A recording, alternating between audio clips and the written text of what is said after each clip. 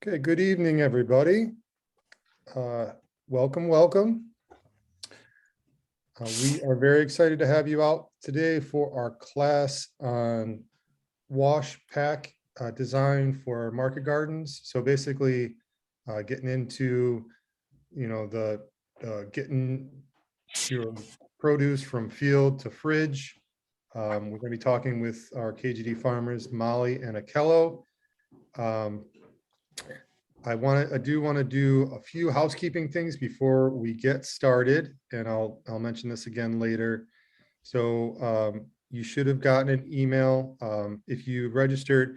If you're curious about the hand washing station that we talked about in the email outreach stuff materials for this class. So the first people who registered for the class, first 15, should have gotten an email. And if you're here at the class, then I'll be following up with you about pickup. And then if those folks do not attend the class today, then we're going to go down the list based on the timestamp of when people registered for the class.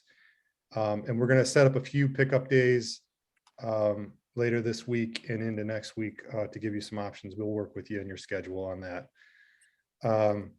Aside from that, going to ask everybody to please direct your questions to the chat. I'll kind of manage the chat and try and keep the conversation going along and interject your questions when there's a good gap in the presentation.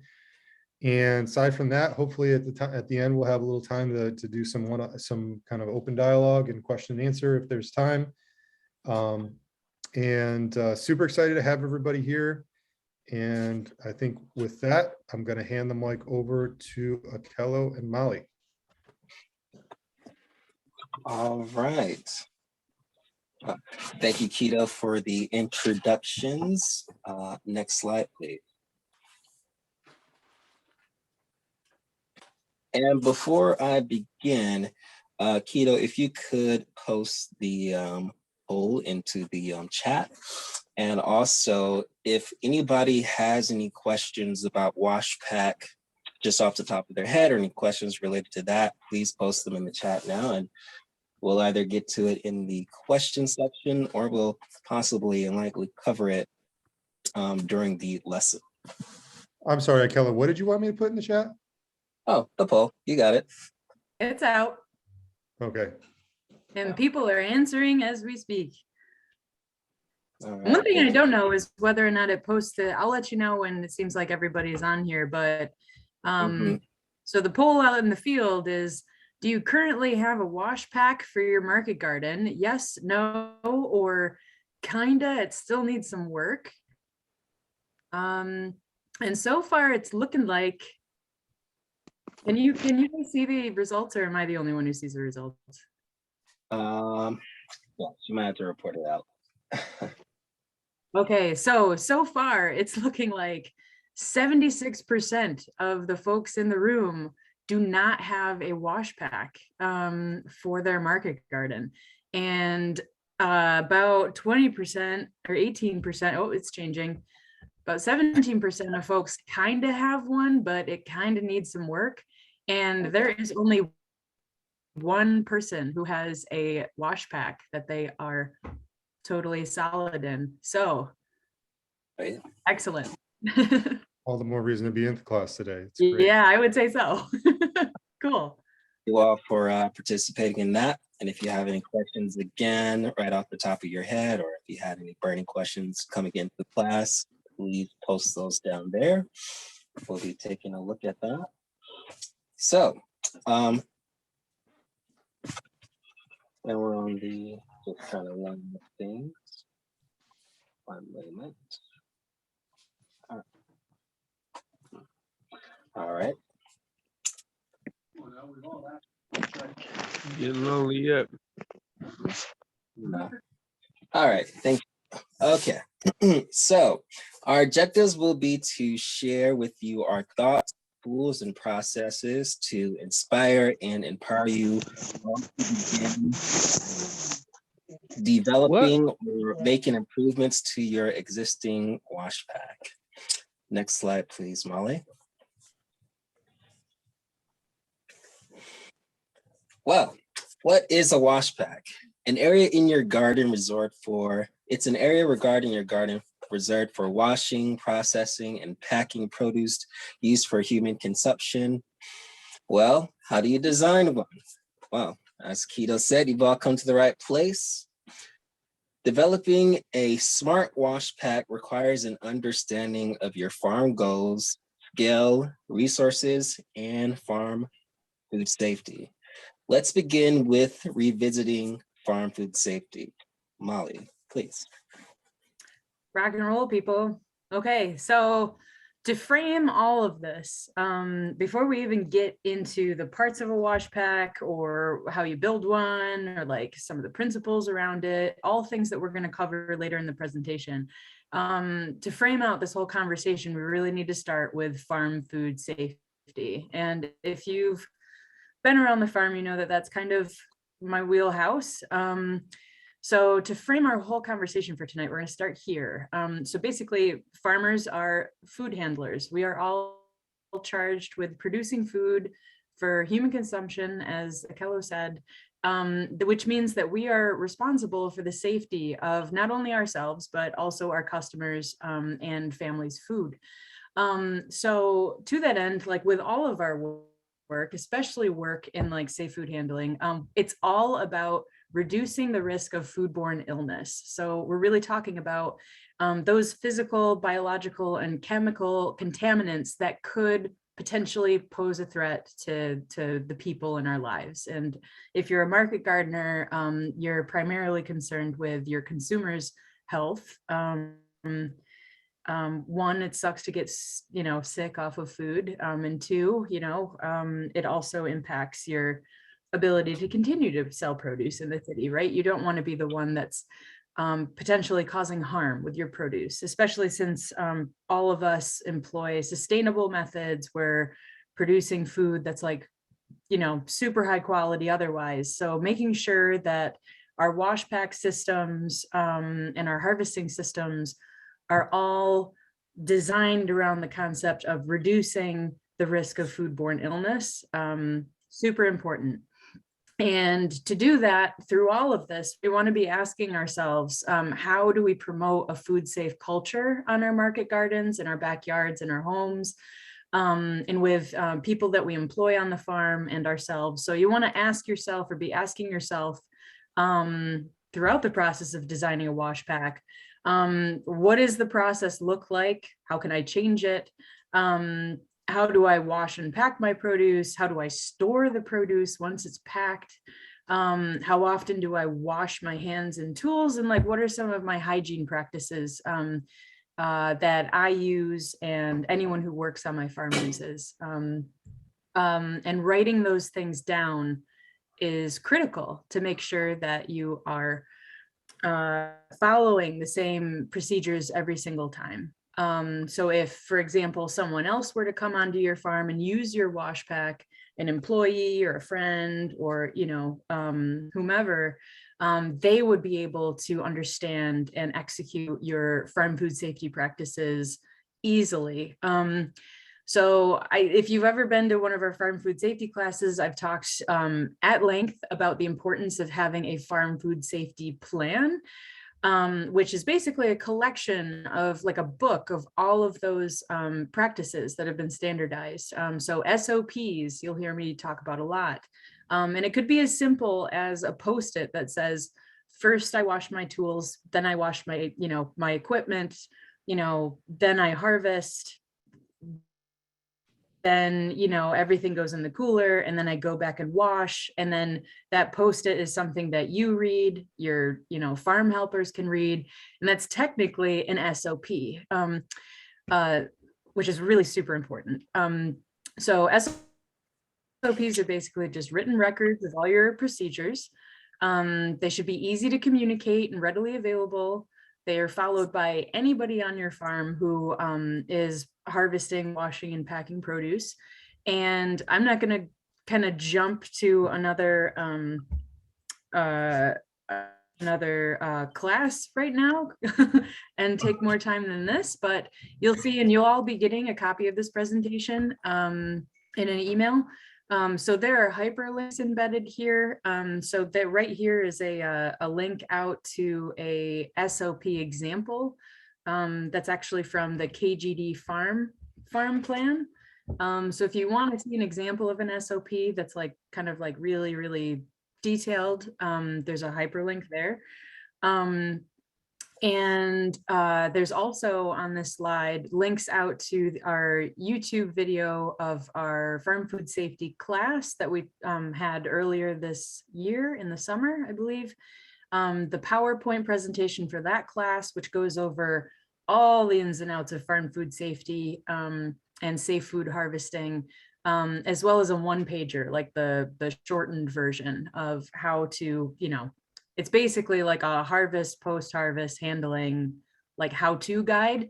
So again, I'm not going to go into detail there, but just wanted to shout out that standardizing processes is, and having like well laid out plans for how you harvest is all kind of part of what we're talking about today, and super important when we're talking about wash pack design and use. All right, Akello, back to you with farm mapping. Oh. All right, thank you, Molly. Yeah, perfect. So before we get to actually designing our wash pack, there are those things that we have to take into consideration. You know, what Molly just mentioned, farm food safety. But if you all would, you know, imagine with me that we're, you know, or walking through our farm and such. But before we get to the wash pack and designing our wash pack, there are a couple of steps that we have to understand and take into consideration before we, you know, get to our wash pack, designing our wash pack. So we like to start with taking the entire farm and the surrounding things into consideration. So you want to, you know, look at the neighborhood, the roads, things that are right around your operation, your farm, your market garden. You want to look at the houses, if there are forest is or such, and, you know, ask yourselves, is there, you know, any pathway for hazards or contaminants to get to your farm? And so as you're asking those questions, let me make sure I'm the right thing. You want to, you know, you're kind of building a map as you're doing that one for your farm. So you're indicating where are your crop production areas, where are your current structures on your farm, and then where are your greenhouses. So we're going from what's on the outside of my farm, what's surrounding it, neighborhood and such, to what's on the inside of your farm, to your crop production areas. And then ultimately, you know, there's a step of getting to the harvest, which we'll talk about briefly, and then getting to your wash pack design, which we'll get into. So as you're thinking through these things, what we're doing is basically doing a risk assessment for the things that are related to your operation, to what you're growing, to what you're going to be ultimately washing and packing and producing or eating for yourself. And so if you can go to slide number 7, or the next slide, please, Molly. Got it. So this is our farm, an aerial view of, you know, what's happening in and around our farm. You can see our greenhouses. I don't know if you're able to hover around this with your mouse, Molly, but the, oh, perfect. The shipping containers, you can see those there, and then you can see our field production. And then we have the roads. And Molly, if you can kind of hover over the gates areas for people to kind of see if they haven't been to the farm yet. Perfect. Yep. You can see the car. Yep. All right. And so if you all will participate in this process, well, you don't have to do it now, but for yourself, you want to draw a map of your farm, and you can also an aerial view off of your farm from Google Maps, or from Microsoft's version of Google Maps, which is Zoom something, but I'll link that in the chat. But That's an easy way to get an aerial view of your farm, or you can draw a map yourself. But from there, you want to indicate your structures and your growing area. And then from there, you also want to list your contaminant sources. So like places where car drives, where materials are moving through, where animals might be living, or where there's drainage or such, or untested soil, etc. And yeah, can you go to the next slide, please, and the one after that? This one?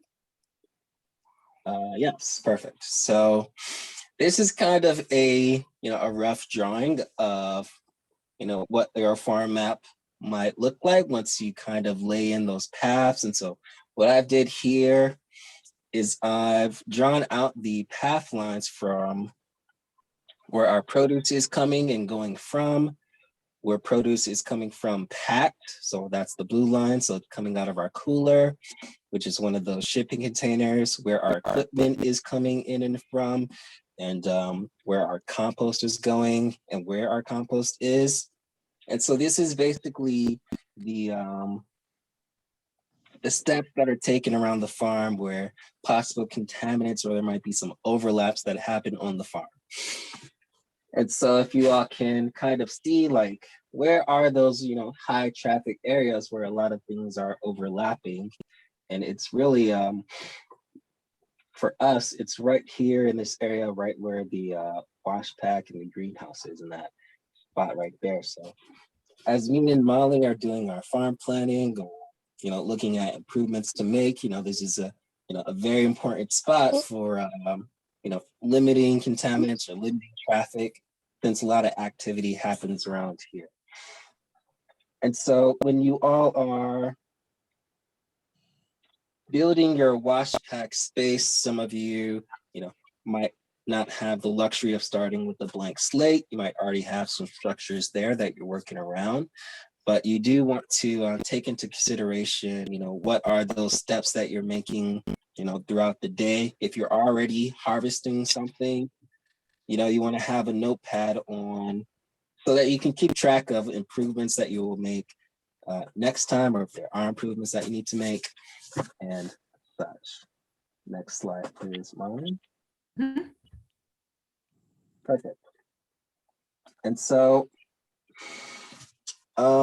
when you all are placing your wash pack location, there are things that you want to take into consideration, not only the paths that you'll have to take and the contaminants that might be crossing and such, but also things like heat and sun, location of water, where are your water spigots, where chemicals are going to be stored, cleaning supplies or fertilizers or such, where animals are living, and also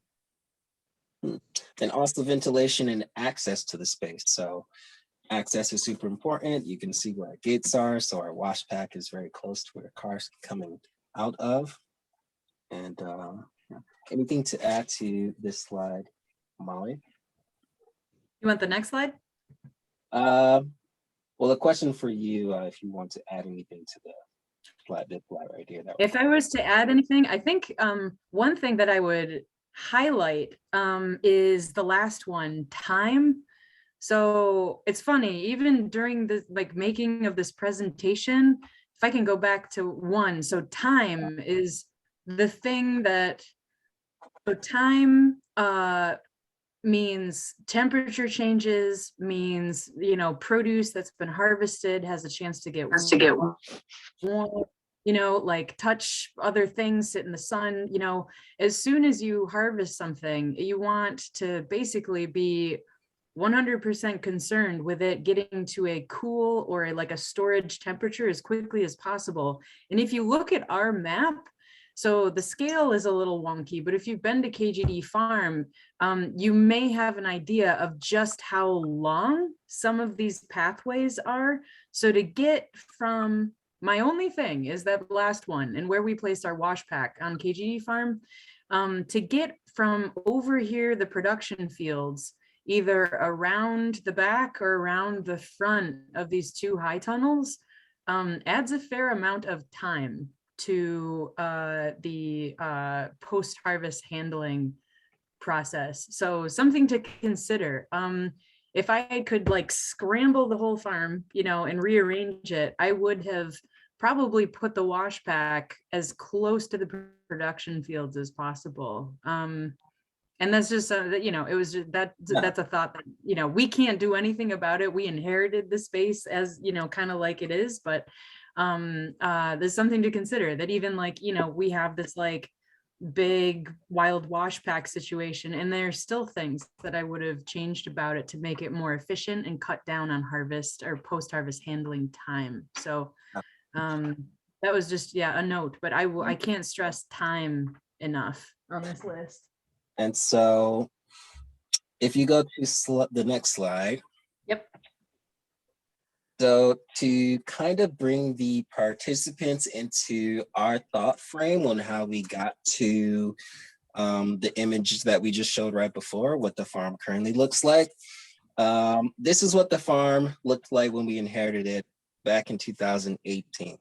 So I kind of want to take this time for like me and Molly to like, you know, share what our thought processes were, what those decisions that we had to make, what are those things that we had to take into consideration, and such when we were designing our wash pack. So I'll begin and just a little bit of the history on the site. So this site used to be kind of a industrial site. And so there were like contaminants, you know, in the field.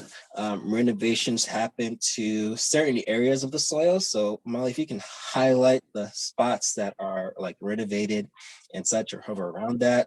Oh yeah. Yeah. This. And so, This. yeah, Yeah. that was a limitation on where our growing space would be. And also there were other limitations with the access of the space. So, you know, we don't have certain permissions to like develop on, you know, the entirety of the space, even though it's within the gate, you know, most of it we're not growing on. And so we also had to take into consideration where those outlets were. We have only 2 exits on the farm and such. And so we, so like with those like building blocks, you know, we had to decide where the placement of the greenhouses were going to be, if we're going to change that or not. And we knew we wanted to change it. And, you know, how much food, how much production space we'll have for food. And so those decisions really influenced the placement of our wash pack. And that's really how we got there. And, you know, from Molly, what just mentioned, you know, it's not totally perfect, but, you know, it's the, what we had to, it was the best option for us, really. And so anything to add to that, Molly? I agree. No, it's when you have high tunnels and when you don't have like permanent shade to keep things cool. And also, I mean, our farm is also set up as an education space and a demonstration space. So we have a lot of people to account for, which is kind of unique to us. We have a lot of volunteers and events. So that wash pack space is sometimes handled like it's used like a not a wash pack. We teach classes there, so it has to be a certain size. So all of these things factored in. I mean, we do cooking demos, we open it up like it's a kitchen sometimes. So it had to accommodate a lot of things other than being a wash pack. So you'll see in the, you know, in the later part of the presentation that a lot of our wash pack structures or equipment is movable and can be totally removed and brought back in. We can set up chairs there. So even though it's not a 100% ideal space for wash pack, it serves a lot of other functions. And that's part of the reason why.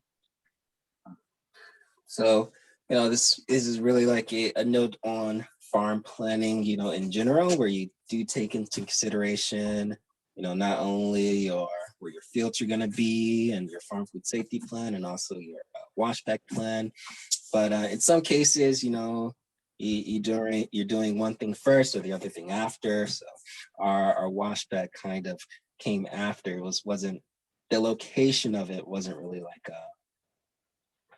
the first thing or the only thing that we had to consider. So as you all are designing your wash pack or even like your farm plan, take into consideration what are those big picture things aside from just growing food and such. Next slide, please. Okay.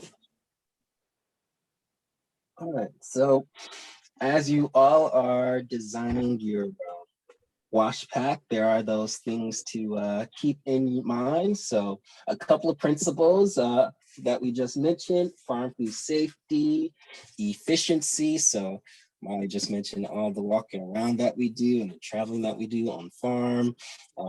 And also the profitability, if you're a for-profit farm or somebody who's growing to sell. And ease of access and worker comfortability. We'll talk about that more as we get through the actual setup and the flow of the farm. And the design for the produce that you want to grow. So, you might not have need of something like a salad spinner, which is pictured right here in the picture on the slide. You might not need that if you're growing salad or such. So it's definitely going to be based on what you're actually producing off of the farm, and you don't want to have anything that's redundant or useless within your wash pack, because that will mess up the flow. And then of course your scale, how big do you want your wash pack to be? How big do you want your cooler to be? Or if you need something that's just right for your size, if you're a backyard garden, a refrigerator might suit you well, or just something like a little or a hand washing station. Those are questions that you'll have to ask that are going to be specific to, what your operation is. And of course, you want that to match with the materials and the budget for your wash pack as well. All right. Any questions about mapping?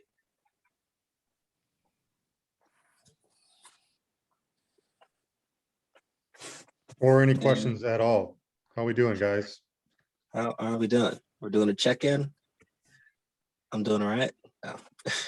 I'm Well, doing I was saying to the group, but you too, of course. Okay, Tracy, what you got?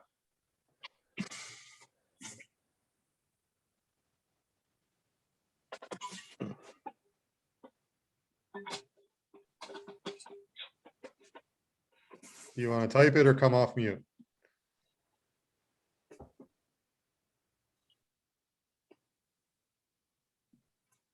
Yeah, this is way easier.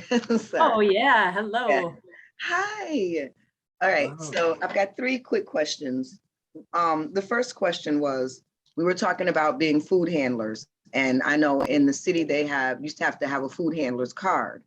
Do we need that? Should we take a food handling certification class to make us more adept at handling food in general, and specifically for produce, since it seems to be an explosion of listeria everywhere? Number 2, how does listeria happen? And then the other 2 questions are different subjects. It's Keto, you saw my farm, my fledgling farm. So I'm on a corner, I'm a block off of Evergreen, and then there's a whole lot of like empty field next to me. So I don't know, should I be concerned about exhaust? Because there's a person, my relative actually, lives across the street. He's got a barbecue business, and Friday and Saturday is popping, but you saw again how far off I'm set from the street. So do I have to worry about environmental contaminants like exhaust? Okay. You guys want to field that?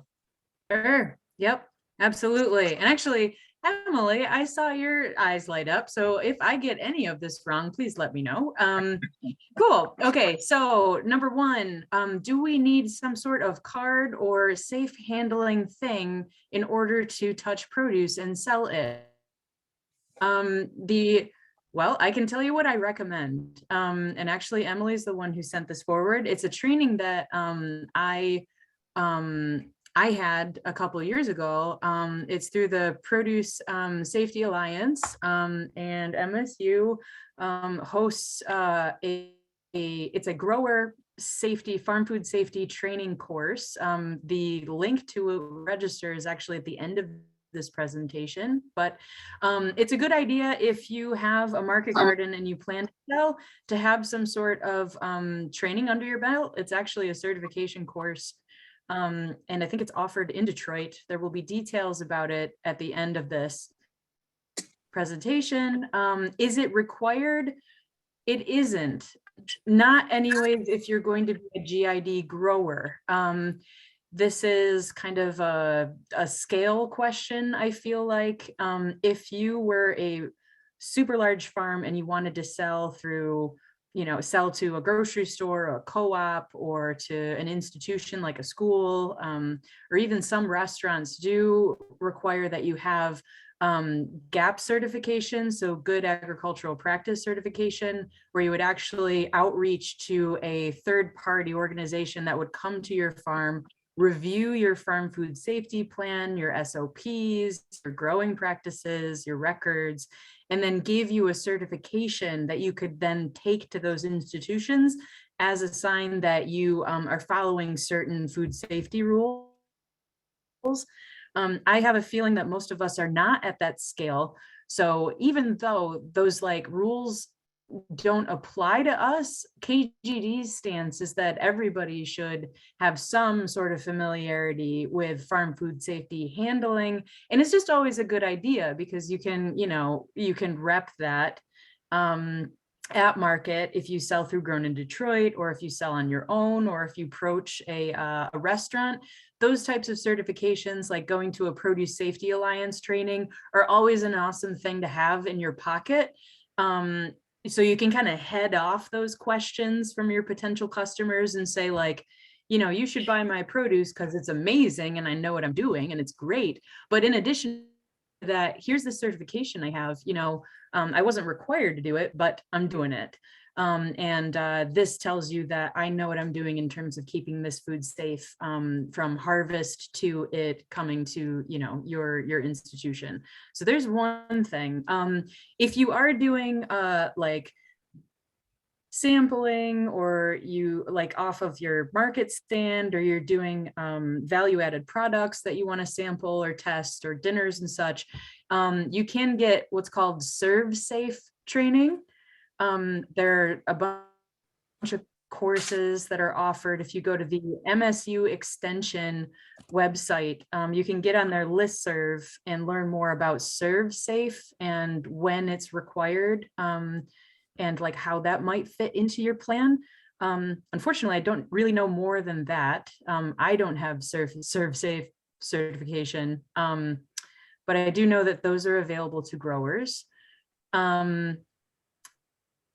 And in terms of listeria, that tells me that, farm food safety practices and good agricultural practices aren't being followed, or the scale is such that, entire batches of produce are being contaminated, and then caught too late down the system. So that tells me there's a failure of checks and balances, and a failure to check for those human pathogens that get spread up the food chain, and it happens. I think one of the biggest things that was imparted on me during my Food Safety Alliance training was that to think that we are ever going to achieve 100% perfect food safety across the board all the time forever is kind of this unattainable thing. There are always going to be contaminants. There's always going to be,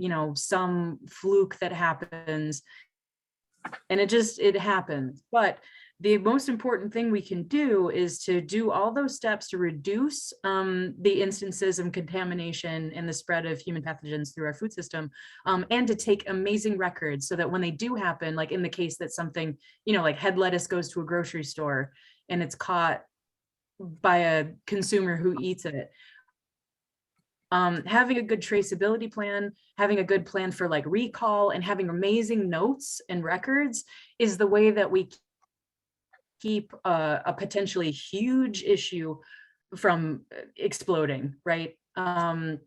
So it's only through those plans that recalls are able to happen. And so, and I encourage anybody, especially even if you're just like growing produce for your own consumption, to have a good traceability plan, take good records, you know, and always aim for, you know, like continuous improvement in reducing the risk of contaminants in your wash pack. And I hope I did all of those questions some sort of justice. The final one was talking about uh, exhaust and concerns about exhaust. car from- exhaust. Yeah, right, because that all used to be leaded, right? Or it is leaded. What am I talking about? Not Yes, it's not leaded. Was it leaded? Why It did my was leaded in father the say? 70s. Yeah, There it is. Okay, so that's my I father. remember those days. yeah. Akello wasn't even born Yeah, yet. exactly. Neither was I, but my father tells me every day to not, please, oh, please don't park your car near the farm. Sometimes that still happens. So yeah, I am gonna go back to this here. Boop. There it is. So potential contamination sources include carports and major roads. That's something that you want to consider because those things can drift over time if they're not like being blown in onto your crops directly. Just by moving your carts through certain areas or wearing the same shoes, you can track contaminated dirt or, you know, have it on your clothes, like into your garden areas and into your soils. So it's something to consider. Exhaust fumes are not great to have around when you're trying to keep food as healthy as possible. So that could impact whether or not you have a wash pack that has walls around it or is open air. You know, there are some like pop-up tents that have removable sides and they're made out of fabric. That's one way to reduce chemical or, you know, like exhaust drift into the area. But in general, if you can smell it, it means that the area in some way is being impacted by car exhaust or fumes or what have you. So you want to make sure that you're. I might add that I think in residential, like in Tracy's situation, she's not right on a main thoroughfare. She is in a neighborhood. Yeah. So I think it's less of a concern. I mean, exhaust, you know, I would say if you were right on Evergreen there, then maybe it'd be slightly different, but you also have the buffer of the easements and things like that. And then once we get into like washing procedures and stuff, I think you got a lot of coverage for those things. Not perfect, but it's, you know, just to address your particular situation. Totally. And just one more thing, one tiny thing about it, because we actually had a grower this year who had this issue. Be mindful of folks who employ lawn care treatments because man, I had a case of that this year. Another grower had a case of that this year. Keep in mind that even if you aren't treating your areas with broad spectrum pesticides or herbicides, your neighbor may be. So look out for those little lawn signs, you know, be talking to your neighbors about whether or not they have someone coming in to spray and do, you know, turf management type stuff, because those things can drift as well. So be mindful of that. Okay, and then there was one last question. So Brenda's asking, the slide said the direction should be south. Why? So can you go back to? Yep. So for drawing a basic feature, this says indicate which direction. I didn't actually know how to write this, but basically we as farmers, we like to identify where south is because we like to have a south facing garden that maximizes sun exposure for like good plant growth. But also it kind of helps you decide where to put your wash pack so that you're not shading anything. or you have better light inside your wash pack. So this should say indicate all directions, basically. But in general, south facing tells you that, you know, if that's south, that's where the sun's coming from. So put short things in the front and tall things in the back. And if the tallest thing is your wash pack structure, make sure it's behind anything that's shorter than it when you're looking south, so that you're not blocking light to your crops. May or may not be an issue, but something to consider. Any other questions? Not at this time. All right. Okay, Akello. All right, thank you all for those questions. So we have those layers before we get to the wash pack. We have what's surrounding our farm, what's happening on our farm, and just that step right before we get to the wash pack, we have our produce. And so we're gonna still keep on imagining, you know, what's happening as we're walking through our farm. But now we want to think about all the steps it would take to get you to get your head of lettuce from the field to the customer at market. And so in that time, these are some of the questions you want to be asking yourself. How many people, you know, touched the lettuce head, or how long did it take you to, how long did each step take? How far did you have to travel? You know, what containers were you in when you were stored? And also where were you stored as well? How many surfaces did you touch? What was your temperature at each step? What was your temperature when you got to the customer as well? And so throughout this entire process, as you all will see, you need to definitely be asking yourselves a lot of questions throughout the process. And sometimes these questions are different throughout the year as well. And a lot of looking back has to be done when you are developing your farm, your wash pack and such. And I can tell you right now, the year is already foggy. So I do highly recommend that you take note throughout the year, and it will definitely help you throughout this process as well. And so next slide, please, Molly. Oh, great. You're already on the Here we go. Perfect. So we've finally arrived to the wash pack. We finally arrived. So,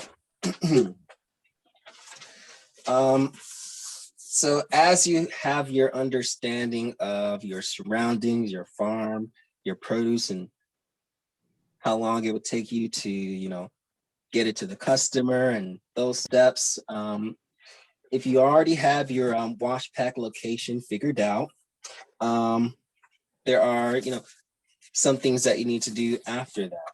So I like to think about a wash pack as a step-by-step process to answering the question of how are you going to get this produce cleaned, packed, and how is it going to flow? So when you are designing your wash pack, you want to ask the question of how many people are going to be in this space? Are they going to be here the entire time? Are they going to be standing, sitting? What are those hygienic rules? You know, you want to have things like hand washing stations posted or close by, or hygiene information around. The produce, you know, are you going to be doing head lettuce? Are you not going to be doing head lettuce? That's going to determine the types of equipment that you're going to have within your wash pack station. And then also, what are your storage needs? And with the produce, how fast do you need to get that into your cooler or to the customer? Water, where's your water going to be accessed? Oh, pardon me. Is that clean water? Where is the cleaning happening as well? And also, where is your waste going to be going once you're done with it, so that you're not crossing with clean things? So the flow, you want to have one direction or one clear direction happening. Equipment, where are those things going to be stored? Are things going to be elevated off of the ground? And are they easy for people to access without messing up the flow of the wash pack? And of course, what those tools are, knives, scales, and such. And so to kind of get into wash pack flow for a little bit, this is a simple diagram here. And so you got your in and your out and your directions. So for me as a farm manager, what I see is the in where the food first arrives. So imagine it being kind of sorted there. Maybe you have multiple different things happening. And then you have a 3-station wash happening here in the gray. And then the blue, I imagine that would be kind of more sorting, or excuse me, a drying station for the food. And that might be a place where compost might come out, and compost might also come out in the in section, or people might also be handling their compost out in the field before it even gets to the wash pack station. That's another layer right there. And then the yellow being a more sorting after it's dried off, and then the out being a packing station, and then out to the compost or wherever it goes after that. So that's just one example, and Molly's going to talk about more. Oh yeah, so many. So that was just like flow. The next step is, so flow kind of dictates, yeah, like, is it U shape, like this U-turn setup? Is it a straight pass where it's like a chute or a hallway where one person goes in and comes out the other end with produce? So these are just two examples here that I grabbed off the internet, actually grabbed off the Scrubs website. So I'll talk about that at the end. But yeah, so encouraging you all, before you even talk about what your equipment looks like, to kind of figure out your flow. You may have an existing structure, or a tent, or, you know, there's a lean-to part of your garage. Your kitchen, for example, can also be, you can also do the same kind of like flow diagram for your kitchen. And I encourage you to do so, just to see like where some of the circling or backtracking tends to happen. In an ideal situation, you're not ping-ponging back and forth across these places. You're able to move seamlessly from one end of production to the other, and you don't have to double back or backtrack to another area. I've watched a video of a really inefficient wash pack scenario where multiple workers had to cross the whole room to do all the different steps of washing and packing, and it just looked like a logistical nightmare. So simplifying that with either a straight through or a U-turn kind of flow helps you out, and knowing from the get-go where your wastes are going to go. So wastewater, if that can go, if it's just for washing produce and you're using biodegradable soap, is that something that can be caught in an area of your farm where it'll get, you know, absorbed by lawns? Your compost, do you have easy access to your compost bin? Or can you plop a wheelbarrow there and move it out really effectively? In general, these places, yeah, we want to set them up for being very efficient, but also very comfortable and easy to use. So these are two examples of flow diagrams. Now this one is maybe a little over, maybe too much for a lot of us, maybe even too much for like KGD Farm. But this is something that you can often see when someone submits for like GAP certification, like, or they're planning to build out like a permanent wash pack building. This is part of the planning process where you've already identified all the elements, the equipment that you need. And this diagram is really like, this is something that you're putting in the employee handbook, for example. So this one is kind of like ultra detailed, and this is a very, very big operation. This is like a poured concrete floor with floor drains, you know, a spray table. It's like a lot, right? But I want to call your attention to the bottom where it says field dirt, light dirt, getting cleaner, and then cleanest. So that should be the aim. So on the inside, you should be seeing like produce that is like, quote, for lack of a better term, dirty. And in the outside, it should be the cleanest possible So from field dirt to cleaner flow through your wash pack. And to kind of like make this a little bit, but this is like an intense example. I want to bring it back to the scale of a lot of the people I work with at Grown in Detroit with an example that kind of feels a little bit more close to home. So here's an example flow. I whipped this up in a couple minutes using materials that were readily available at the KGD farm. So I did this afternoon. So I made an example flow and I used basic materials. So what I did was I figured out like some of the things that we harvest on the farm. So I used the example of salad mix. So we're growing salad mix. And then I said, okay, if I'm going to set up a wash pack, I want to remind myself that we have to consider the people, produce, water, waste, equipment, and tools. And then I grabbed a marker for each one of those things.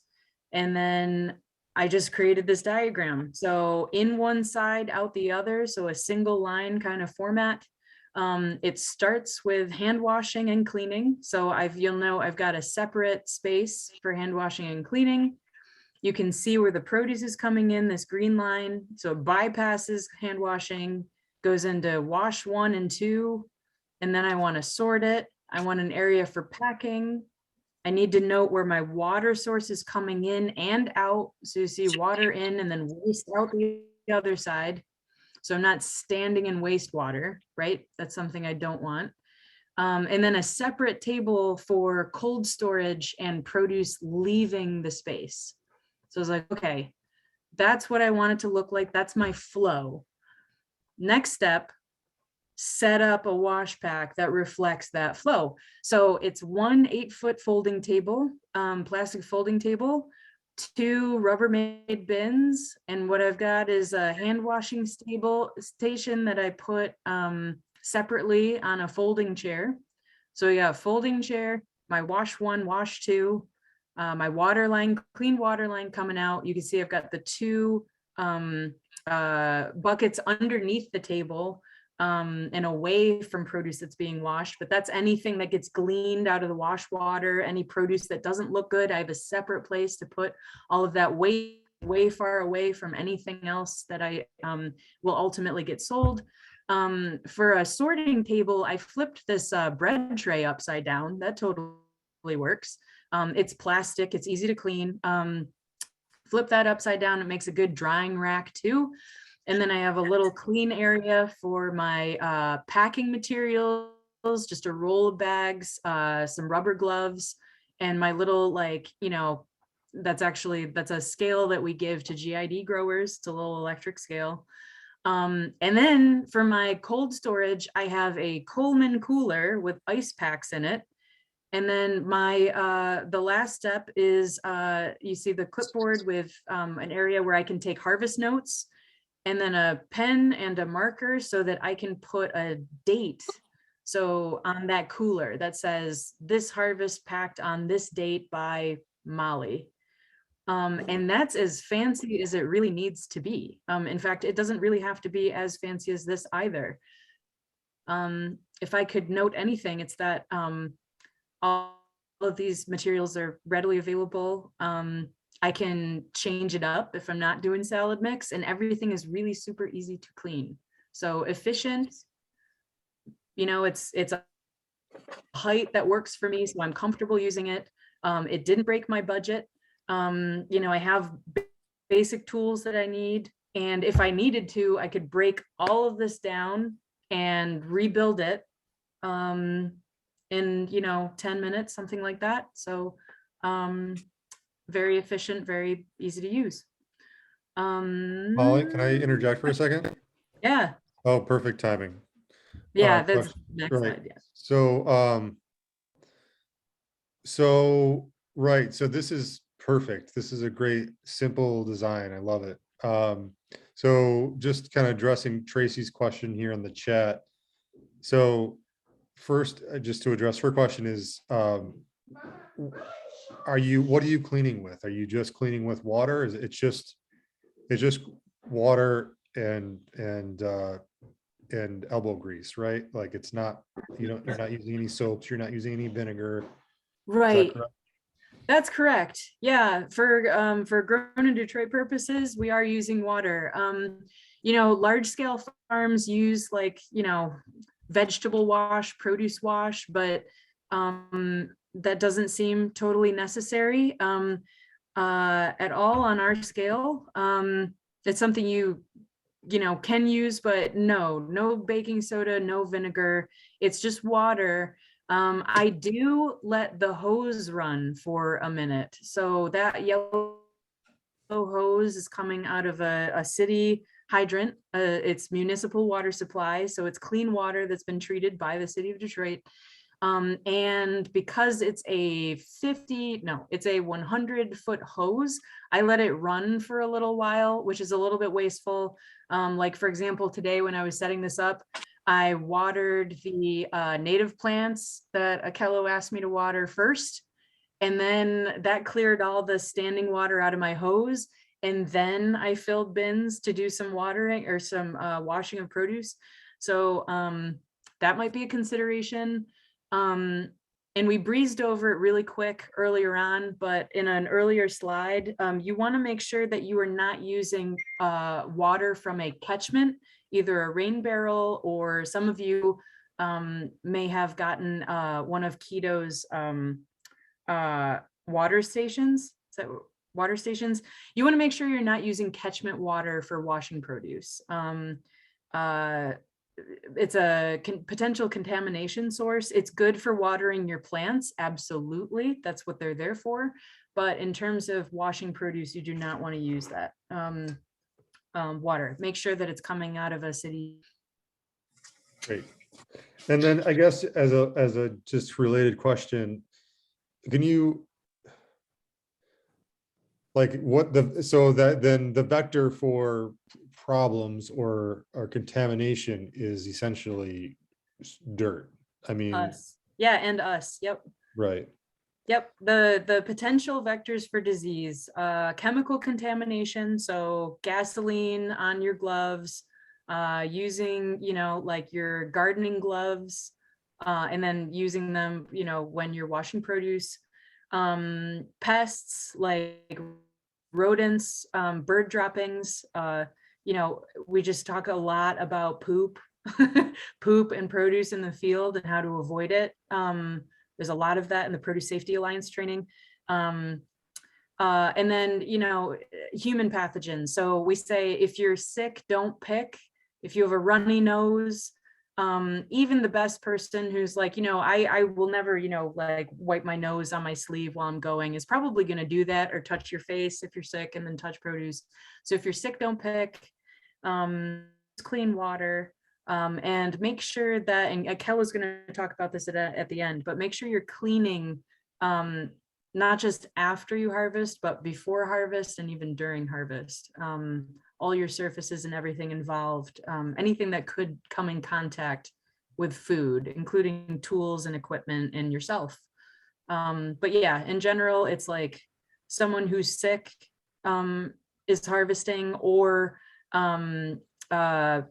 bird droppings and pest droppings in the field.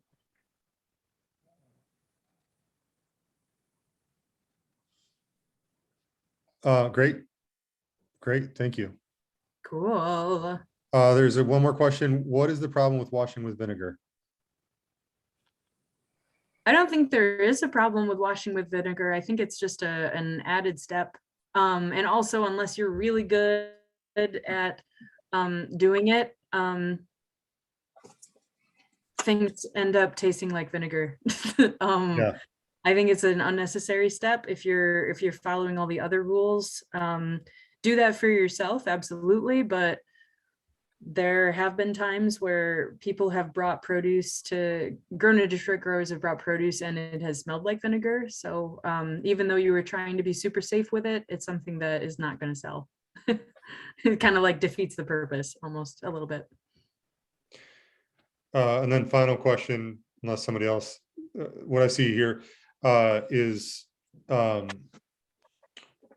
how do you avoid bird droppings So I don't think you don't avoid bird droppings. You wash the produce to either you actually, so the move hard it. and fast rule, and I can hear Phil Toko in my head right now, and I see Emily nodding. If you see poop in the field, if it's on the most beautiful tomato, and my goodness, like you want to sell that tomato, don't resist the urge, because the chances of something, it's not worth the risk, basically. So if you see bird droppings on something in the field, avoid it. You know, if you feel comfortable eating it yourself, go for it. But please, oh, please don't bring produce that has been contaminated with bird droppings, even if you think that you've washed it amazingly. Maybe keep that for yourself, because what tends to happen is as you're washing it, some of that comes off in the wash water. You know, you wash other things in that wash water, and suddenly you have a whole bunch of stuff that's been contaminated with bird droppings. So if I ever see it out in the field, I give it a wide berth, maybe revisit it in a week or two, but yeah, and then I just keep harvesting around it.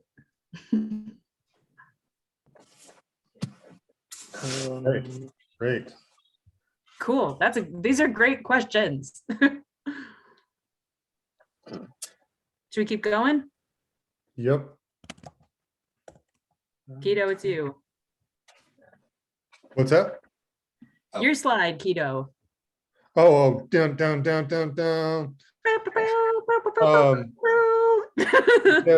We have a door prize today. So how the door prize will work is I'm going to grab a pen right now and I'm going to write down a number between 1 and 50. And whoever comes closest to the number gets this wonderful bucket of sanitizing and cleaning. Wow, you guys are going at it quick. I didn't even write down the number. I'm not looking. I didn't look at the numbers. I didn't look. Okay, now I'm looking. Okay, and hopefully we don't have any duplicates. Okay, so Tracy said 39. Joy said 13. Ashaki said 145. Deetra said 39. Clarice said 31. Renee Fusillo said 16. Leslie Robinson said 16. Renee said 16. Leslie Robinson said 15, which is the number I wrote down. So No way. Cool. we got our winner is Leslie Robinson. Dun, dun, dun, dun, dun. Thank you. So I'll follow up with you, Leslie, about picking that up. Sweet. About making arrangements to connect with you to get that, okay?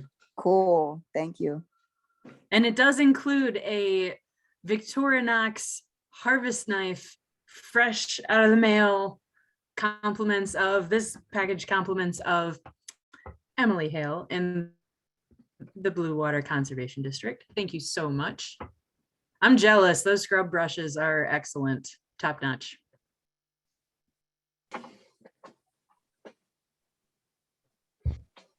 All right.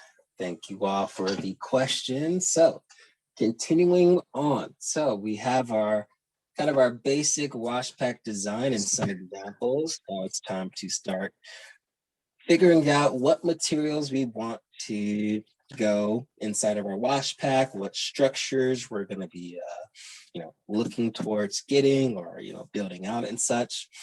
But as we're making those decisions on what materials we want, we always want to keep in mind what's going to be easy to clean and sanitize. So a general rule of thumb, smooth surfaces are going to be easy to clean, simply because they're less likely to harbor contaminants. You want things that are smooth, that dry easily, that don't have any crevices where contaminants or bacteria can harbor in or live in. And so some good or simple examples of materials are things that are, smooth, like smooth plastic, stainless steel, enamel, inks, and painted wood that's not chipped. And then some poor examples are just raw wood, pallets, fabric canvases and such, rough texture, plastic, foam, rubber. And so as you're deciding on, materials or like types of knives or shelves or structures that you want, if you're able to, try to look for those surfaces that won't harbor contaminants, or are least likely to harbor contaminants and that are easy to clean. There is a link down here in the video more about the hygienic design for your produce farms. It is a fancy video, but yes, next slide, please. All right, so some things to keep in mind as you're thinking about your structures. So in the picture here, you can kind of see a 3-wash system, and also the structure is movable as well with wheels on the bottom. And it is a wooded structure. I would imagine that's not sealed, and the also has a roof as well to protect from rain and such. So I don't think that would extend far enough for any significant shade, or that's just my thinking. Always be analyzing your wash pack designs. So is it going to be roofed? Are you going to be protecting your produce from like the sun or not? The floors, so like the KGD farm, for example, we have rocks as our surface, and we do rocks simply. It's a more affordable than concrete. If you were to tier things in terms of like price and cleanliness, concrete is like the top layer of when you're doing like wash pack design, the super fancy. So remember that picture, that diagram Molly shared, they definitely have concrete floors. But rocks will also, get you where you need to go. They help with splashing or preventing splashing. And also they are a little bit of a separation from the ground soil. So there's less, they're easier to dry out. And also the KGD setup, we have rocks on top of a weed fabric barrier so that weeds aren't growing through, as a space for life, for example, to live through. And then there's that consideration of wood chips, which wouldn't be as preferred because they can harbor bacteria, and also other life of fungi and such can grow on that. So it's not a very favorable floor surface. So keep that in mind as you are deciding on what you want to, what your floor surface to be. And then you also want to take into consideration, like after your produce is harvested and cooled and packed and such, are you going to have cool storage for things like leafy greens or things that need to be stored inside of a refrigerator, like fruit and such? Or if you need dry storage for things like garlic or tomatoes, what is that going to look like? And also equipment usage. So equipment usage in terms of, if you have a portable wash pack, where does that live? Or where does your equipment or your, knives and cleaning supplies or harvest supplies, where does that go within your wash pack setup?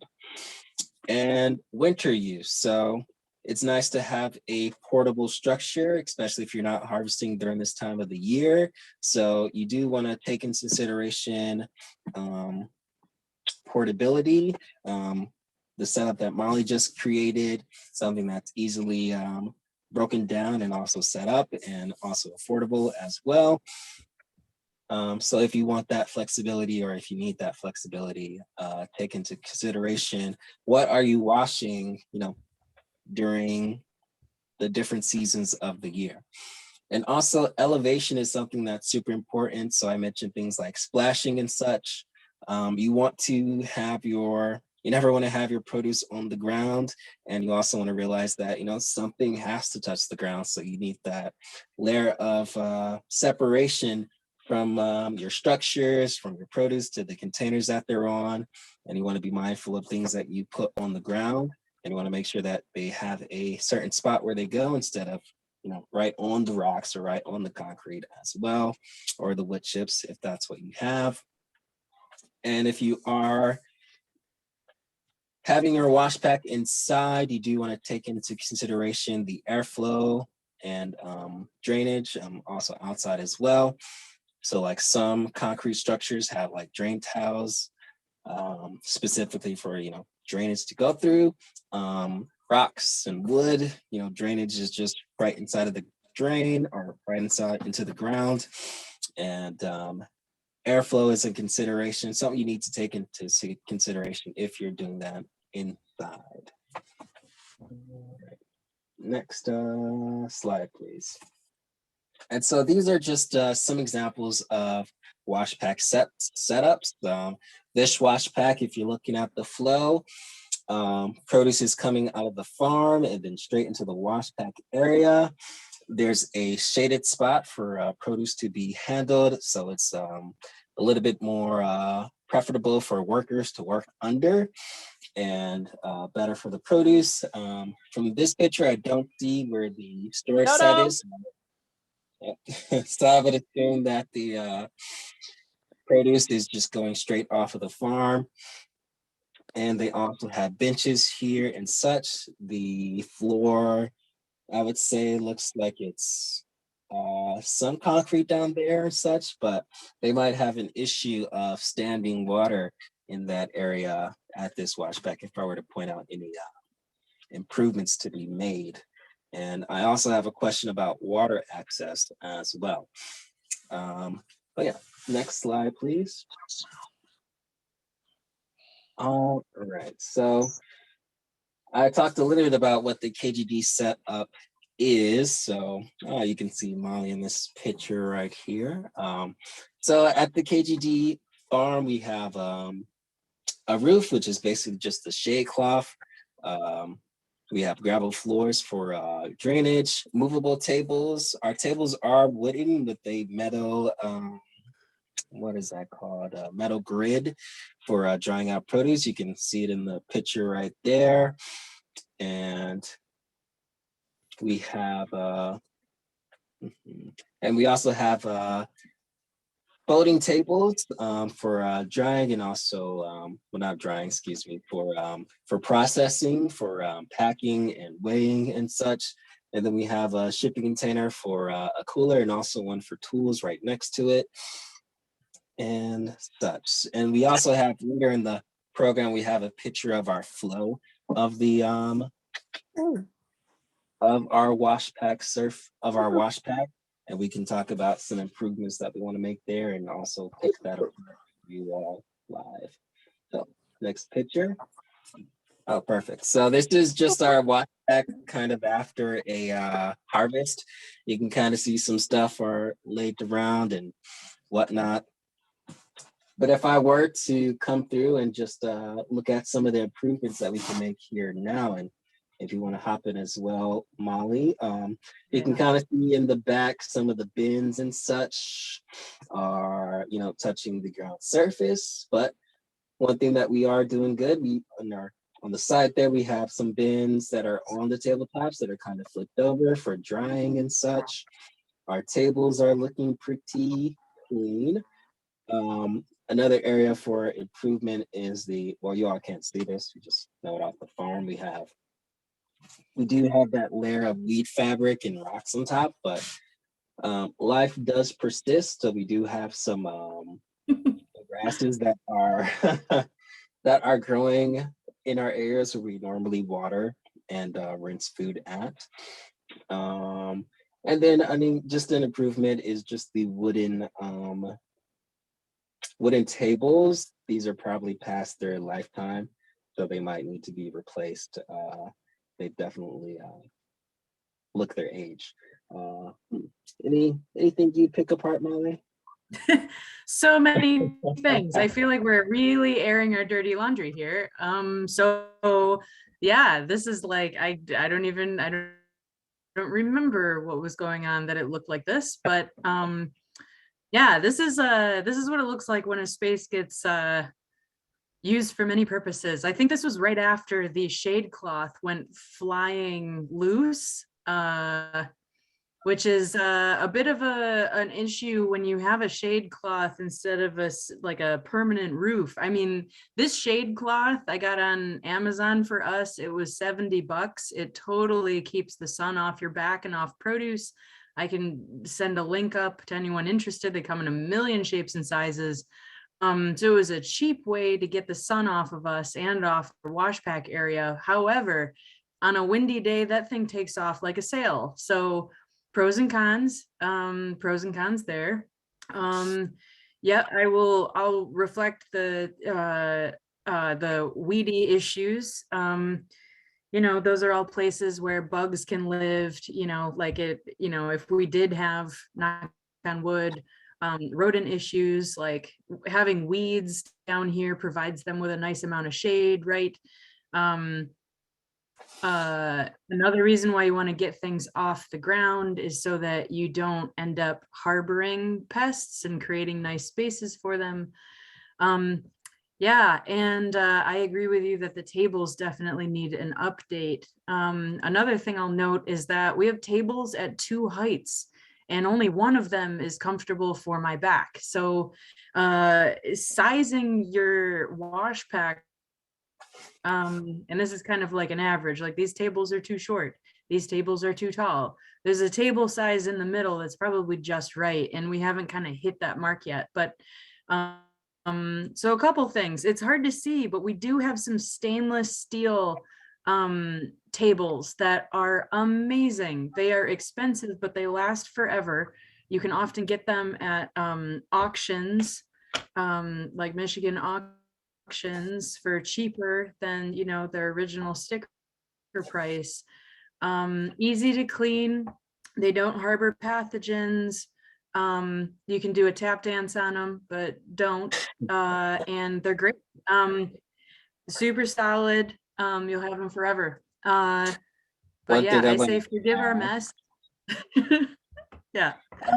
also, one improvement that we need to make, our water hose. So our water hose comes from one direction, and we have like a dividing splitter for those, but it kind of drags through where our walking area is. So Molly has plans to kind of hook up a kind of PVC pipe situation on the right Yes. along the side of the shipping container, so that we can access water without having to pull a hose to one side or and such.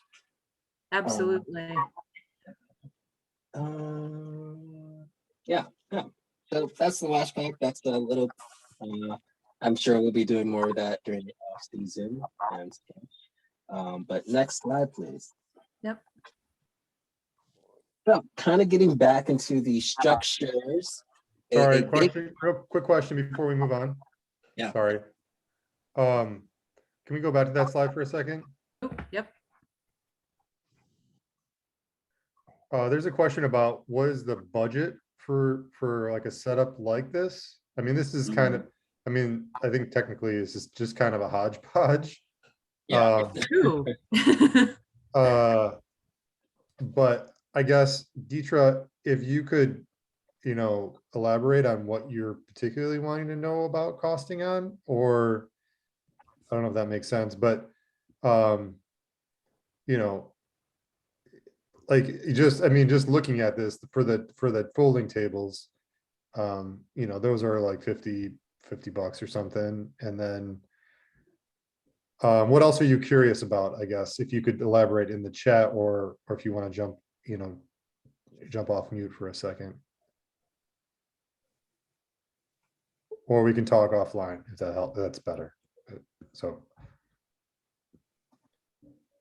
okay.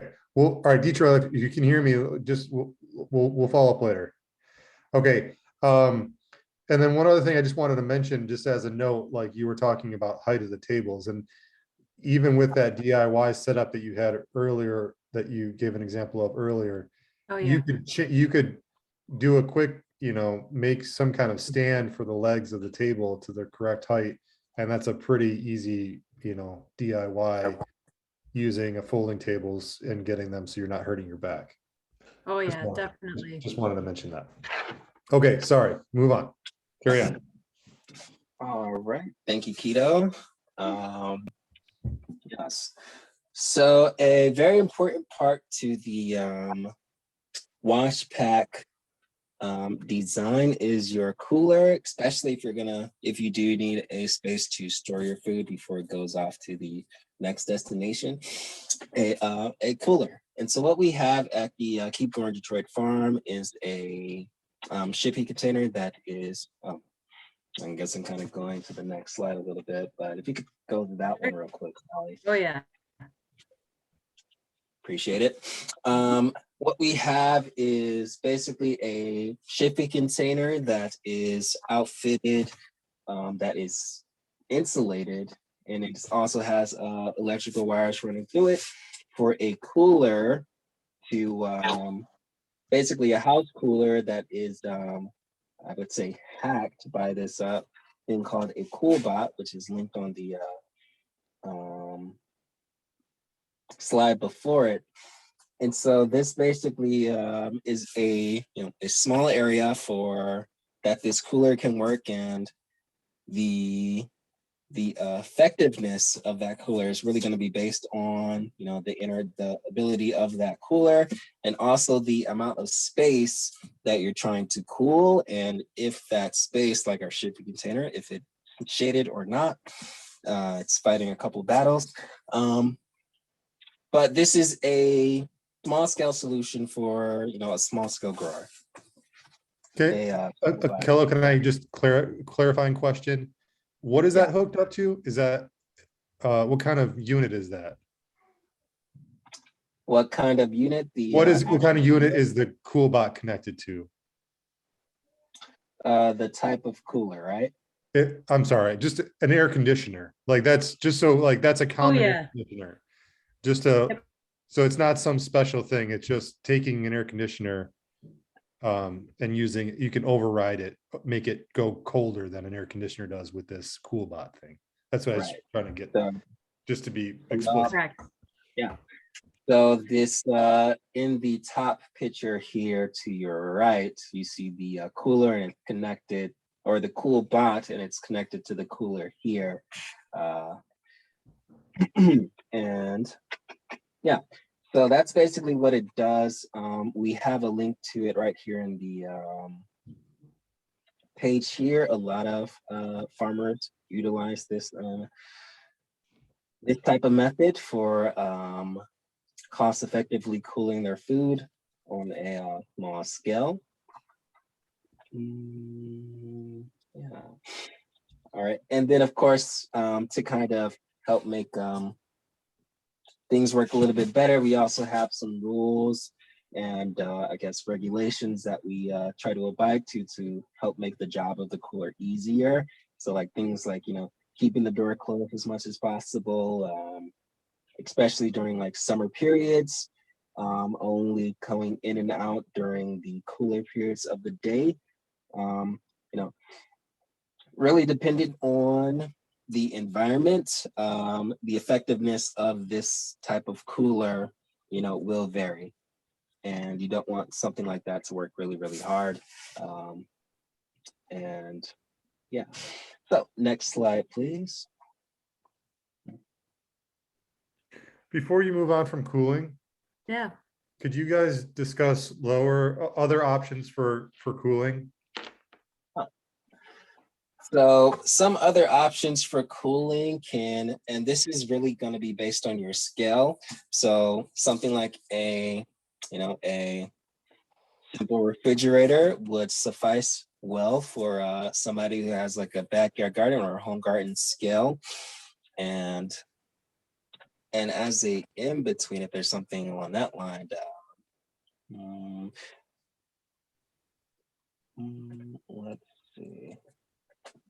Yeah, I think that a refrigerator, a simple refrigerator, if you do need it, one for your house, for your food and family and whatnot. But if you're on a larger scale, maybe a refrigerator that's, dedicated to, the food that comes off your produce would, serve you well. Okay, and I also was thinking about like what you guys do at market, and doing like coolers with ice bottles and things like that. Like, Yeah, and I see Tracy's question here a couple times. So yeah, for example, at market, it's like a 10-hour day at market. How do you keep produce cool, right? And I can imagine as a market gardener, like, how do I get it from, like, I harvested on Friday, it needs to get to market on Saturday morning. Like, how do I do an overnight when I've already put most of it in my fridge, but I got a little extra. So you can, if you have one of those big insulated coolers like you would bring to the beach, for very short periods of time, maybe like an overnight or an afternoon, you can, if you have I highly encourage you to keep a thermometer or something that'll help you read the temperature inside there. If you're going to do this, you still want to make sure that you're holding some very specific temperature, roughly around 36 degrees, something that's 36 degrees roughly. So you want to put ice in the bottom, ice packs in the bottom, create a little bit of a barrier, either with like clean cloth, or what we've done is very, very clean nursery tray over that, something that like keeps the produce from physically touching the ice pack.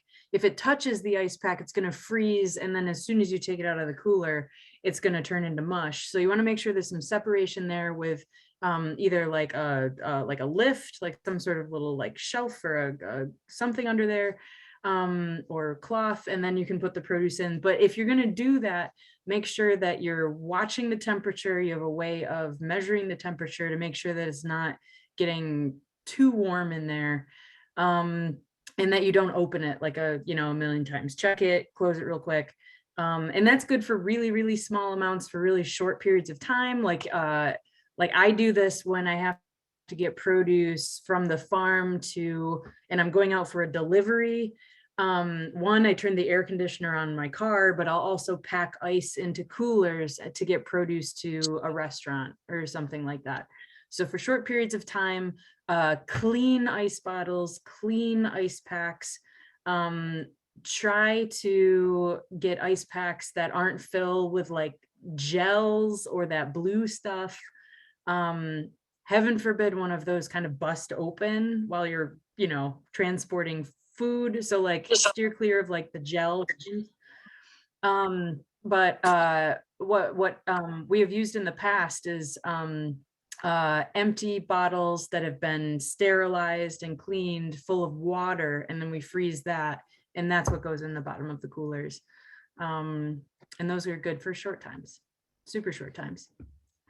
And that's actually, I should have put that in the diagram, but in my simple wash pack example with the Coleman cooler on the end, before you even start washing produce, you would have already set ice packs and things and cleaned out the inside of that cooler, so that when the produce comes off of your wash pack line, it goes right into a temperature controlled cooler space. So there's no like, oh, it's all washed and now I have to put together like a cooler space. No, you should have that ready to go before you even start harvesting.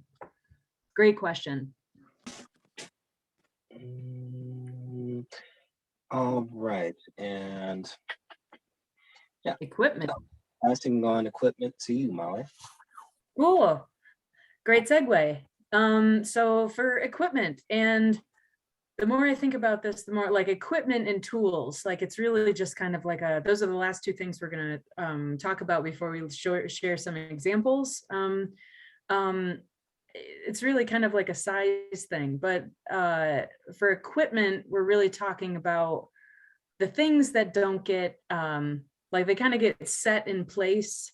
They're not part of the structure, but they get set in place. Like you're not using them every day. They're just like like the furniture in your house, for example. That's your equipment. You want to make sure that all of your equipment is, again, easy to clean, made out of materials that don't harbor pathogens. So, you know, can I use pallets that I found for shelving, for storing things that, you know, are going to have food in them? Simple answer is no. Make sure that your shelving units are made out of like plastic or metal, or at least like very clean, like well painted wood, so that they're easy to clean and they don't harbor like disease and funk. You can in a, you know, in a situation, you could pull them out, hose them down, sanitize them, and put them back, and you don't have to worry about uh, too much there. Sinks and stock tanks. So we use stock tanks at KGD Farm for doing large batches of salad mix and leafy greens.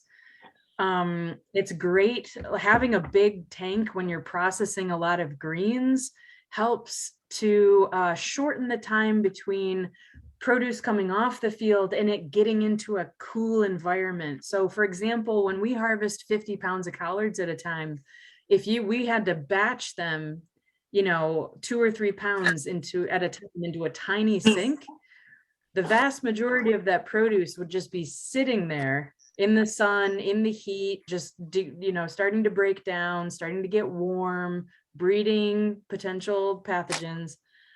So you want to be able to harvest a lot, because that's our scale, and then hydro cool a lot all in one sweep.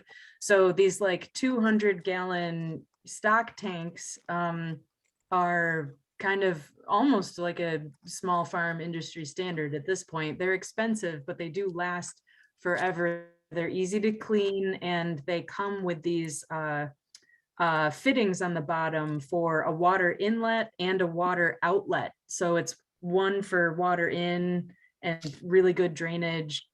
They're really great to have. Let's see, water lines and drainage lines. A lot of us use rubber hoses, like garden hoses, for their water lines into their wash back facility. But if you want to get fancier than that, of course, like PVC for your wastewater is totally a thing you can do. One thing I wish that we had better at KGD Farm is a way to direct our wastewater instead of it just like falling down near our feet. And fortunately, our slope is such that the water kind of runs away outside the wash pack. But what I wish we had was plumbed drain lines that just kind of went from the bottom of our sinks and led that water way away from the wash pack area. That would keep our feet clean. It would, you know, we wouldn't be like walking around in potential contaminants. That will be something that we in the future upgrade to in our wash pack. Let's see, record keeping. I consider that equipment because it's such an important feature of a wash pack. So here, of course, we have a now retired whiteboard that was kept in the wash pack area. And this is like how we communicate between staff members, what's being harvested, when, by whom. And that's kind of part of that traceability plan. So when we talk like wash pack culture, we want to make sure that not only are the physical structures like, you know, clean, so like our thinking and our processes also clean and safe. And this is how, if anything ever were to happen, like someone got tomatoes from our farm and they didn't feel good, what happened, we'd be able to look back at our records and say, okay, well, this is what we were harvesting. This was who was harvesting on what date. And then we can go back and see what may have gone wrong so that we can fix it. So I include record keeping and whiteboards and however you want to do it on your phone, something like that, as part of standard equipment for a wash pack. I would also add, Molly, sorry. I also want to add with the record keeping and communication that it's a very important part for the flow of the wash pack, especially if you have a lot of people working in one spot. You don't want everybody, you know, asking questions or, you know, trying to figure out something or trying to find the manager.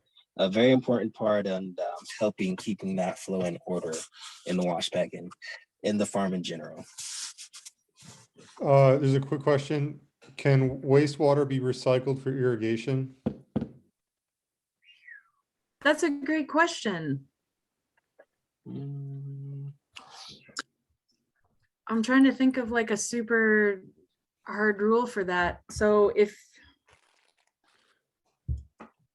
I think it depends on what you're washing, how dirty it is, for whom, and then the harvest interval between this current harvest where you have a bunch of wastewater and when you plan to harvest next. Because one thing that you can consider is if, you know, farmers that do use wastewater, or not wastewater, but water from catchments, you know, that could harbor bacteria. It's a good rule of thumb to use that water, not as like overhead irrigation, but like as either through drip line or something that only contacts the soil and doesn't touch the leaves or the come in contact with the leaves of the fruit itself. And that's largely so that you're not like taking potential contamination and putting it right onto the part that's eaten. So we often tell people who have water catchments to water the soil, not the plant with it, to reduce those risks. And it would be a similar rule for wastewater. If you had any kind of soap in there, I would say no. Or any kind of like washing fluid, if that was your, you know, your flow, I would say maybe no, depending on what it is. But then maybe use it on an area of the farm or with crops or perennial plants, something like that, a rain garden, something that could handle it. Or you knew you weren't going to harvest for a beat. Just so that there's a bit of an interval there between, you know, maybe there was something on those plants when I washed them and now it's concentrated in this wash water. If it goes back out into your production field, make sure there's a gap between it's being watered with this water, I'll harvest it much later. That would be my recommendation. yeah. And then there's also a question of the cost of that. You know, it might just be cheaper to just continue using, you know, water from the city instead of trying to figure out a process to save that water, purify that water, and reuse it. That's a very good point. That is a very good point. Yeah, and I feel like the elephant in the room is that, yeah, washing produce is extremely water intensive. That's from, you know, a clean way of doing things. Yeah, maybe diverting it into a rain garden would be like the most eco-friendly way of doing it. If you wanted to reclaim it in that way. But yeah, that's a good point. You're going to use a fair amount of water when you're washing produce. Yeah, that's how that goes.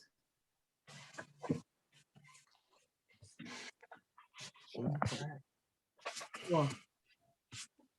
Wash pack tools. And I think I can breeze kind of through this because I feel like most of you know, or I have links out to a lot of the commonly used tools at KGD Farm at the end of this presentation, but make sure your harvest knives are sharp. Make sure you have 2 different kinds of bins and you only use them for one purpose. So one kind would be for harvesting and the other kind would be for storing or transporting. And you don't cross those 2. So don't use your, you know, transport bins for harvest or harvest bins for transport. Have them like, you know, designated for different parts of the process so that you're reducing all opportunities for cross contamination. And also in general for your storage bins, especially things that need to be kept really cold, you want to have covered bins. To reduce contamination issues. So store your salad mixes, your collards, your kale in covered bins, especially when you're transporting them, and not in harvest bins. So have 2 different kinds of bins. A produce scale, absolutely. Disposable gloves, you know, for like the end stages of harvesting where everything is clean. You want to make sure you are clean and everything that is touching that is also clean, surfaces and your hand. And single-use packing materials. Don't reuse your rubber bands that, you know, if you buy broccoli at the grocery store, and if you're anything like me, you have a junk drawer full of broccoli rubber bands, don't use those for produce that you're going to go sell to a customer at market. Use clean rubber bands that have not been used before, and don't reuse your produce bags. Especially if it had produce in it that like didn't sell at market and you like empty it out and then you want to like refill it. Don't do that. Single use. We use bags at KGD Farm and clamshells that are compostable. They're expensive, but at least they're reducing what we end up putting in a landfill every year. And then this is just kind of, so this is a picture I took after I put together that simple wash pack area. This is just like a basic kit of supplies. Pretty cheap. The scale was, I think, 18 bucks. Clipboards are $2, you know, roll of tape, $3 bag of rubber bands. And I think the compostable produce bags were the most expensive thing there. I think that roll probably cost somewhere between $50 and $100. So those are really expensive, but everything else pretty inexpensive. And up at the top, I have links out to 2 really interesting tools. So the salad spinner, 3 different levels, small level, like kitchen size salad spinner, medium grade, commercial. This red one is a commercial salad spinner. And then kind of this really interesting thing that more and more medium-sized market gardens are having. This is a retrofitted washing machine that has been outfitted with produce bins and is now being used on the spin cycle to dry very quickly and effectively salad mixes. And if salad mixes are your jam and like that's what you want to do, it's one of these situations where it may be cost effective for you to invest in something like this, because the amount of time it takes to process salad mix is, in my opinion, ridiculous, or can be, without some of these like higher grade tools.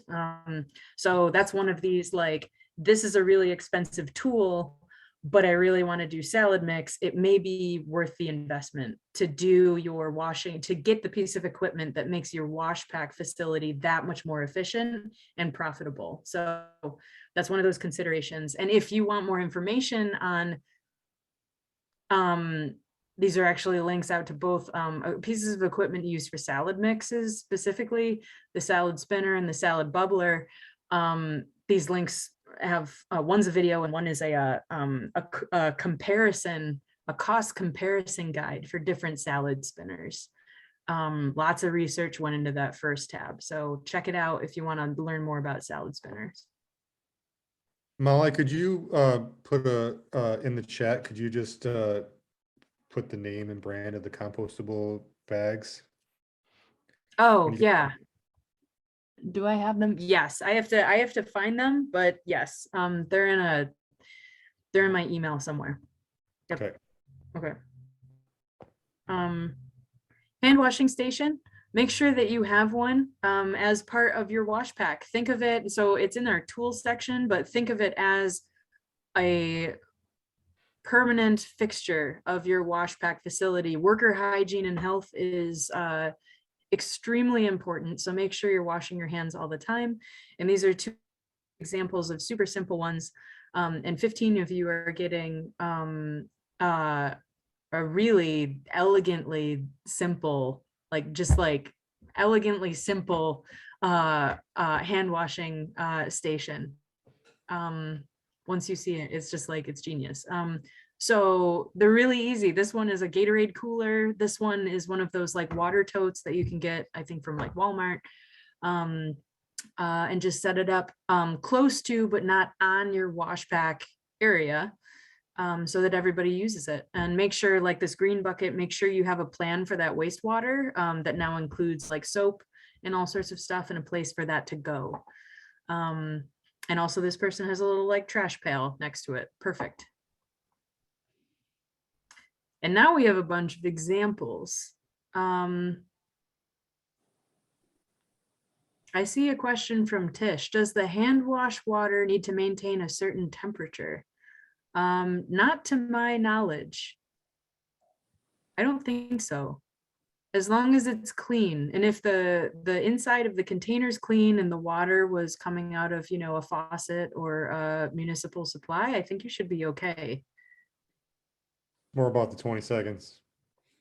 What? It's more about Yeah. the 20 seconds of washing. Yeah. What do you what do I sing? I sing to myself when I wash my hands, and I can't remember what do I I think I sing happy birthday 3 Happy times. birthday. Yeah. Yep. Also, the most unwashed part of the human hand is the fingertip. So always make sure that you are washing your fingertips. Who told me? Someone told me that. They said the dirty, even after you wash your hands, it's usually the most neglected part is always the fingertips. I don't know why. So get a nail brush. Tracy Harris has an excellent hand washing song. That was rap.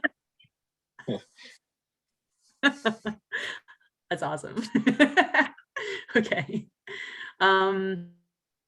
Akello, do we want to take a look at these examples and then go through like pros and cons?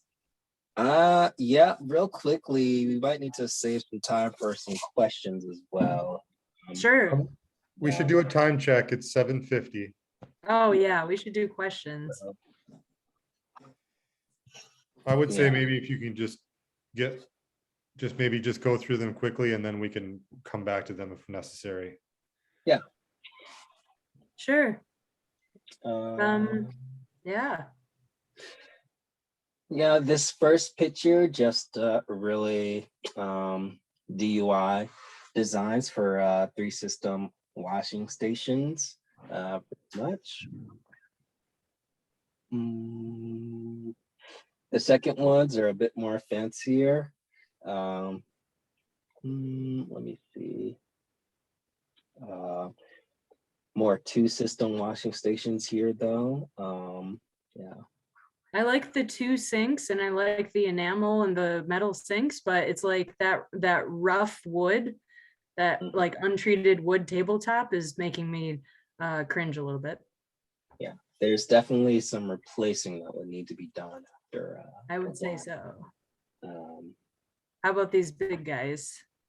Oh yeah. Same issue here. With the with the bottom one, for example, it has both of them have a kind of more wood chips on the bottom, if that's what I'm saying. Yep. So that could be a cause for concern. But in terms of flow, they definitely flow well. They have an L-shape, direction going on. But yeah, for a starter wash pack, I'd say this is all right. I'd say so. That wooden floor, that it's elevated, so if you do have drainage issues, it's not going to be in your wash pack, is kind of nice. So you're like up and away from any potential like splatter. It probably filters down through the floor. I think it would be hard to clean like a wooden floor, but pros and cons. I like that. I can't really, that's my bad. The pictures are really grainy, but I think they used what looks like old bathtubs in this top one. And I thought that was an interesting thing. That's unusual. But yeah, I see so much like raw wood. Yeah. Which I know is cheap and readily available, but is one of the worst things you can do in terms of like cleanable surfaces. But I get it. One thing I would like to note about that last one that I think is a helpful thing that we have at the farm is if you're doing root vegetables or anything that's really dirty, having a screen surface for washing is really helpful. Yeah. Using the metal lath or something like that. Yeah, a 1/4 inch hardware cloth is pretty much my favorite thing. It's relatively inexpensive. It lasts forever. We get galvanized 1/4-inch hardware cloth. It comes in a million different widths. So if you want a table or a really deep table, it's pretty great. You just need a staple gun. And then you have basically an instant table. It's awesome.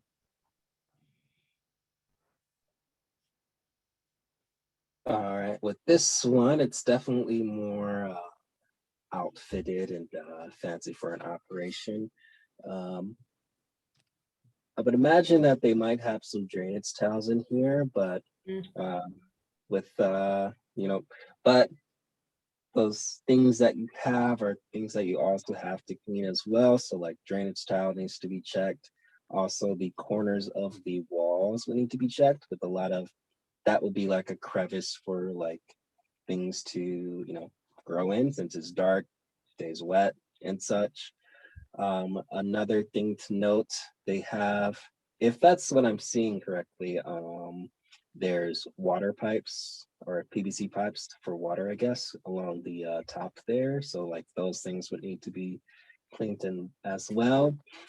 But from this picture, I can see everything is elevated. I don't know if those are rocks or not, but on the ground, but it all looks very nice.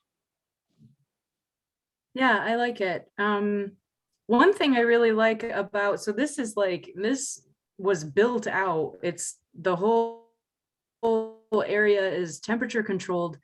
The water, so like Akello was saying earlier that we have to drag our water source, like our hoses, across the ground. In general, in a wash pack area, you want to try and have the water come down from above instead of up from below.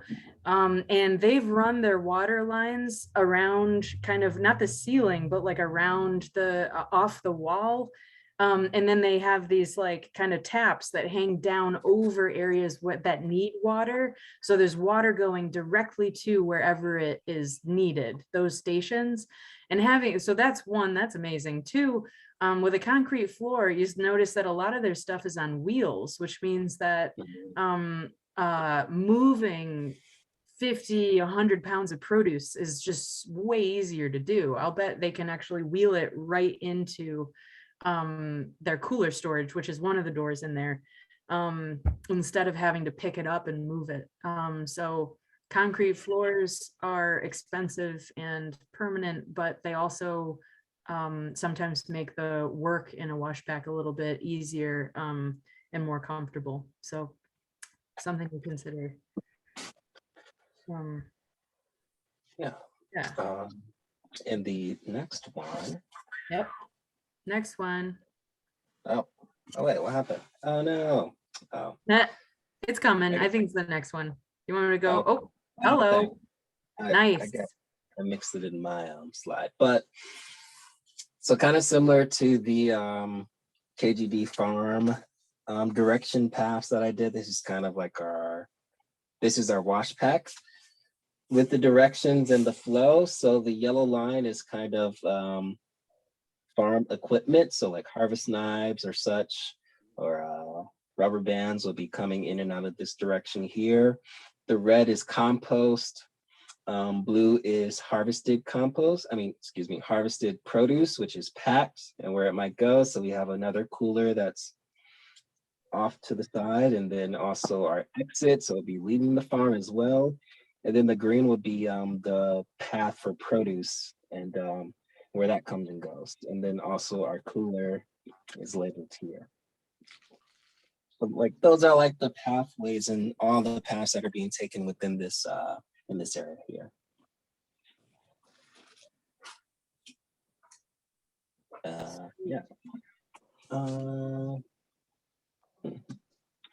And in the next slide, we're just at the question part. This one? Yeah, this is just another picture of, a wash pack design, definitely more more upscale. Again, the concrete floors, they have tubs here. Lots and lots of lettuce. I see that they're harvesting, but something that's interesting that they have a dunking system with the baskets that they have. So they just take the lettuce, dunk it, take it up and down until the soil is off of the lettuce. That's something that's real cool right there. And they also have a board for communicating produce needs and such. Check it out. Cool. And probably one thing that I bet that they have is sloped concrete for water to flow in a certain direction as well. Yeah. They probably have hot water too. I'm jealous. Yeah, seriously. Seriously, I see everything on wheels and I'm like, ah, that looks nice. That looks so nice. Man, that looks lovely.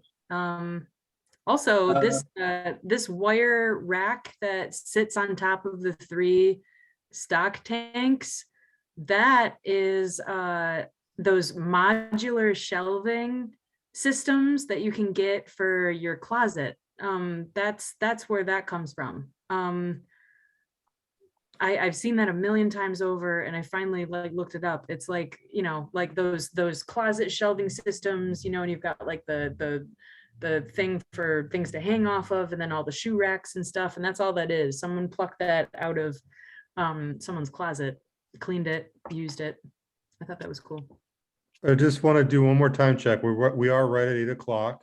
So if we could kind of, you know, come to a resolution here and share the final information. Yeah, right. And give a few minutes for questions. I want to be respectful of people's time. Good call.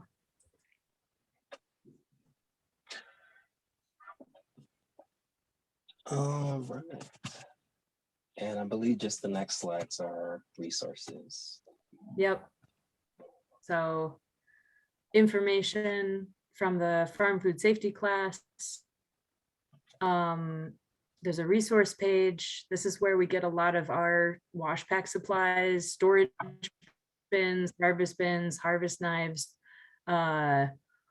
stock tanks, rubber bands, those little market containers, the pints and the quarts, Johnny selected seeds for harvest knives, Rockford packaging, and Green Safe.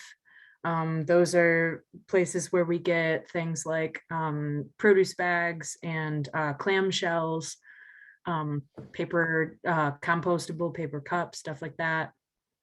And then the last slide is a link to the Detroit Produce Safety Alliance course. It's a certificate course. If you want to know more about farm food safety and safe food handling, I took it. It is great. And this one is in Detroit, so you don't have to travel for it. And then I want to shout out to the sanitizing and cleaning resources for your business, the Scrubs program, a partnership between the Farmer Union, UVM, University of Vermont, my alma mater, MSU, and Cornell Cooperative Extension. This website has an incredible wealth of information for folks wanting to know more about how to set up wash packs, what other farms have done, some great examples, webinars for specific, if you want to get really into like what kinds of bins people are using out there, is a great website and resource for you. And before we take off, I really want to shout out to Emily Hale of Blue Water Conservation District, who helped us out with this presentation. Her contact info is right there. Thank you, Emily. Awesome. You're great. Okay, guys. So last questions, wrapping it up before we sign off for the night. I see a question here from Tracy, and she's wondering about using dry ice as for in the cooler situation. Pros and cons versus just using the standard ice bottles or frozen bottles with ice with water in them. I think it's really expensive. And you gotta source it and handle it. So, I mean, I think it lasts longer and maybe more constant, but it may be a hassle, would be my thought. I That agree. that it would work, and you definitely gotta make sure that you have something covering it so it doesn't touch the produce, because it's gonna be even colder I agree. than the standard ice. But it would work, but it just might be cost prohibitive. Is that reusable? No. Nope, No. it's a So that's another- consumable. Yeah. So that's a one time. Versus. Yep. Yeah, so we will be sharing the slides. I will follow up with everybody with, so we'll have the recording is going to be up on our YouTube channel. And then slides from tonight will, including that you could click through and tap on the links and stuff, will be going out in the email to you guys tomorrow. So with that, I think we will, if you guys, if we don't have any last questions, feel free to come off mute if you'd like. And otherwise, we will we'll say goodnight. Okay, thanks, everybody. Thanks, Joy. Thanks, Yvonne. Thanks, Tracy. Okay, we'll see you guys at the next one. Bye. All right, good night, all.